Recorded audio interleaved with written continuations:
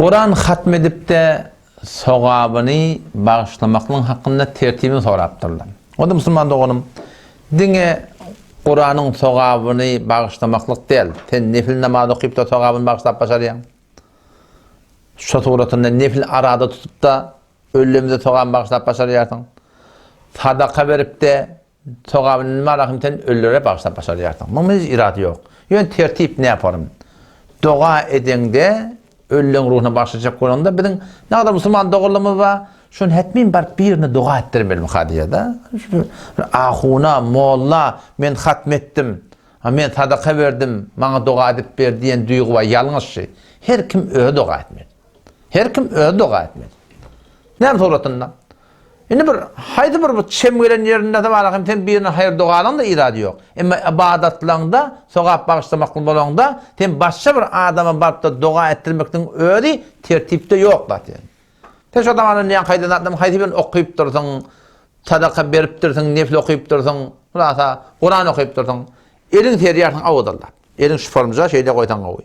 Elin şeriat koyanın önüne, şeriat koyanın günah kesirlik yok. Qavdan qavtına hemen şey, şu kurtan önüne, İkelin şey yapsırmayacak, atıp çık şeylece, elin alıp doğa atıyorduk. Onun için Allah'tan övüyordun. Ya Rahman, Ya Kerim, Ya Alim, Ya Şekur. Allah'tan ne yapın övülsen övüyordun. Toram Allahümme salli ala Muhammed ve ala Muhammed deyip Peygamber'e salavatı verirdin. O zaman Ya Rabbi Allah, şu okuyan Kur'an'ın sogabını, şu okuyan namazın sogabını, avvalla başlana Muhammed Mustafa Aleyhisselam'ın ödüne, tamam peygamberlere, ve tamam şolan denan oğlun şokları ki imanlı gidiptirler, yaralarına, ve umum Müslümanların hemme erkek denarlarına, hatan ölen adamlardan ecem, dedem, kakam falan falanın ruhunu yallah bağışettim. Yallah şimdi okuyan namazımın togabını, okuyan Kur'an'ın togabını, avvala yallah şamal menen kabul et, sonra da şun togabını, şunları yallah yetirever, şunun ruhlarını hoş edever ya Rabbi Allah, kabul et togabını deyip, Allahümme sallallahu aleyhi Muhammed ve aleyhi Muhammed, ama kabulünü yüzün oturup diyatın. Avvalan Allah Teala'nın evdin, salavatı verdin, ortada duan ettin, ahırda da var salavatı verip de amin yallah kabul etti baytın. Tadı suratında bana bir adam gafına varıp ben şöyle Kur'an hatmettim, yine burada ettim, bana dua edip verin diyen kurun tertipte yok Müslüman doğru. Onun yeri burada bak de. Yani şu an tenemana bir hatmi Kur'an çıkıp durdun. İki rekat nefil namaz okuyup durdun. Ya hamana 100 mutlaka sadaka verip durdun. Tenşi eden sogabını 10 nefere bağışlasan da şu sogab kamil var ya. Bir nefere bağışlasan da şu kamil var ya. 1000 nefer elen cihan Müslümanları bağışlasan da kamil var ya. Adal mı ya? Ya şunu sözcük koyan o da. Hamana ten şu an 2 rekat nefil namaz okuyup durdun. Tenşini bir adamın ruhuna bağışlatan da şu sogab şuna kamil var ya. 100 adamı bağışlatan da yine şu adamdan her üzerine kamil var ya. Bu değil ki şu 100 adamı bağışlatan da onu böyle gödüldün. Şimdi bilemez yani adamı. O zaman şu daydı Müslüman da oğlum o da sogap bağışlamaklıkta bakıcılık etmeli. Hatmi Kur'an edip durdun, sogabını yankı içinmeyeli. Avul Peygamber'in ödüne tamam peygamberlere ve denan oğlunun şokları köşelerinde imalı gidiptirler. Yararları ki boluptırlar imalı gidiptirler. Ve tamam yankı dir Müslümanlar. Ve ölen adamları ki ülkü gidiptirler. Hasan hatimli ecem dedim kimin adı muhabbet ve adı çokun tutamalı. İşte hemen ruhuna bağışlayanın bilen ten sogabın şöyle barmaklıkta adalmaya diye. Şimdi biliyor musun? O zaman şu daydan sogap bağışlamaklıkta şuna hakkında bakıcılık etmeliler diye. Bu da bir kurun. İkinci ne o da kitapta gelen kurun şey. Ben aşağı Kur'an hatmetleyen. Ben Kur'an hatmettim deyip oturup hanım adamını üç dua etmek doğru değil. Şimdi biliyor musun? Ya hemen şu çadırlarda uğrayanlar. 5 tane hatım, 10 tane hatım getirdik deyip oturup üç dua etyenler de kitapta şu günah deyiptir. Türk milletinin şak çıkacak öyle. Hey vay ahun ne mi diyerey. Oturup üç dua etmek günah deyiptir diye. Babacan Hendiye deyip benim o kitabım var. Fıkhi kitabımda öyle. 5 cildinde 518 sefetinde galiben. Ya 318 518 sefetinde. Şu taada geliptir ki ve yukrahu dua inde hatmil Kur'an bi cemaat deyiptir. Hatmi Kur'an edende ücüp dua etmekte günahkarçılık deyiptir. O ne günahkarçılık? Liannehu lem yunkal anin nebi sallallahu aleyhi ve sellem ve sahabe diye. Şu tertip diye peygamberimiz etmeyiptir, sahabe etmeyiptir diye.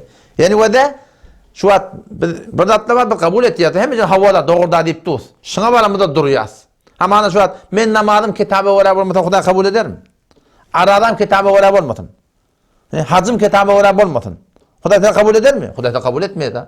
Eýne şu duratyndan. Näme kabul etmeýär? Şu namaz bir ibadat, arada bir ibadat, hac bir ibadat. Şu ibadatlar Peýgamberme edipdir. Şu ibadatlar eýnen Peýgamberiň etýärlik kitaba ora etmeli. Kitaba ora etmeden Allah Teala kabul etmeýär. Eýne şu durda musulmanlar da Kur'an hatmetmekdir bir ibadat. Şunu Peýgamberme edipdir, sahaba edipdir, tabiin edipdir, tabiin edipdir. Şunu edipdirler, şula hatmy Kur'an edenler kitap näme diye? Peýgamber hatmy Kur'andan soňra sahaba ki Peýgamber ýaram bolsun, hatmy Kur'andan soňra üýşüp doga etmepdir diye.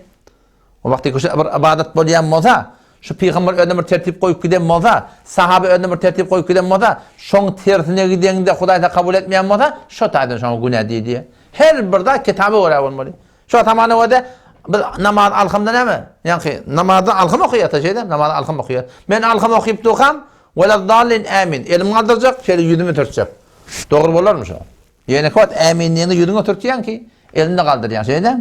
Men alhym okuyamda alahym sure, ýani namazyň içinde sure Fatihany okuyamda elim galdyryp amin diýjekda. Bolýarmy şo? Hemmek bolmaýar. Näme bolmaýar? Şu kitabı ora diýdi. Yüzüme de sürtacak da men. Bolýarmy şo? Bolmaýar. Näme kitabı ora diýdi. Odam şu taýdan eýnen alhamın, namazyň özüne göre tertibi bolşýarlyk, şu tertibi ütgedende günä bolşýar. Musulmanlar oğlum hatmy Kur'an edin dedi. Musulmanlar oğlum hatmy Kur'an edin. Özüň öýüň bewerine geçdi. Ýan gaýtýan tertibinde doga etdi. Soňra kime bagşlyk bagşlaga. Muňa etbar agynyň gafyna baryp, mollaň gafyna baryp oturup üýşüp doga etmekdik. Ýa çadyrda edilýän hatmy Kur'anla getdi şunu üýşüp doga etmekdik. Munda musulman oğlum sogap ýok ýani. Şu bir günäkärçilik şu kitaba göredi.